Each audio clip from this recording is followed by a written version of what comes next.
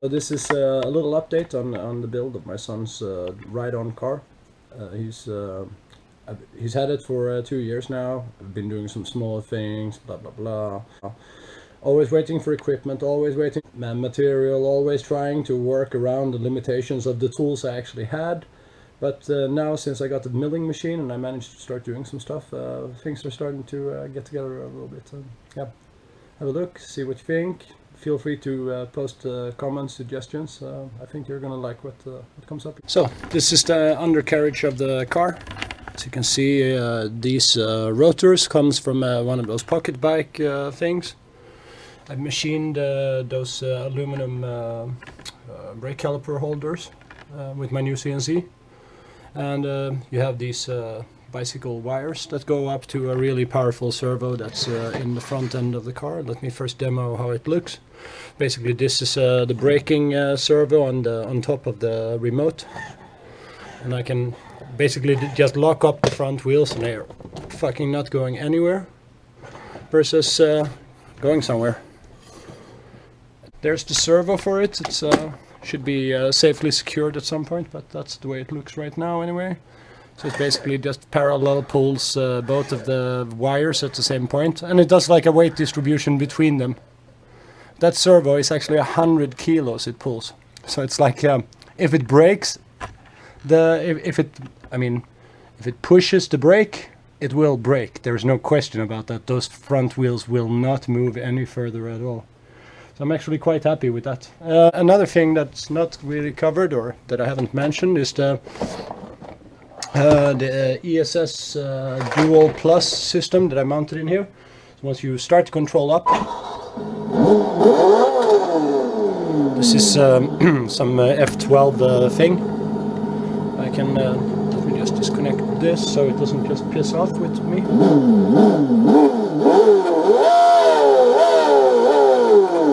And you might think that that's very loud, but that's not half the volume. I have another engine as well. This is the second engine.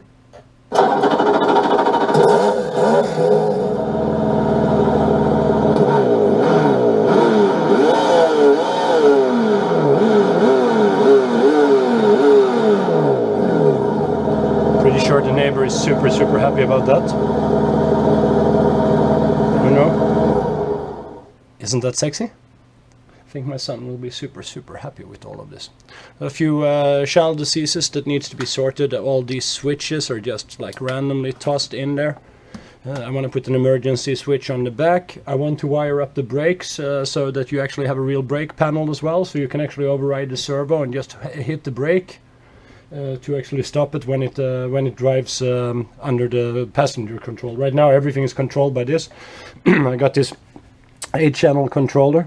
It's hooked up to, well, yeah, obviously one, what it's called, ECS. Yeah, ECS. That controls the engines, that runs the back wheels. One obviously controls the Mammoth servo for the brakes there. That's a beast, real proper beast. I mean, have you seen a servo this size? I thought a big servo was like a chunk like this. This is a 35 kilo servo, and I thought this was big, and then I got that beast. That's just amazing. Not sure what the hell you would use something like that for, but interesting stuff. What else? It also has these 4-channel independent switchers. I haven't really figured out what to use them for quite yet. I'm thinking for the lighting and stuff, so you can like switch on lighting, off lighting. Maybe for the stereo. I'm not 100% sure on that either. The car itself has its own built-in stereo. Oh yeah, wait, I switched off the power now, so maybe this is how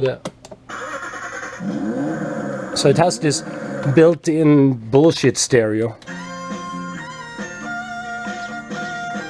with that speaker, but I'm replacing that with a fat Bluetooth speaker that I just bought. So let's see what comes out of this. Anyway, this is the progress so far. Oh yeah, and also we installed the carpet in it, because why not?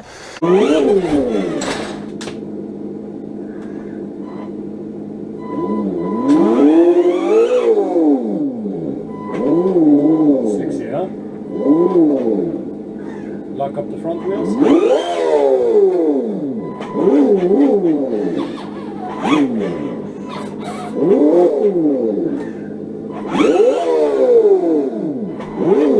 Yes, it can do burnouts now. Sexy.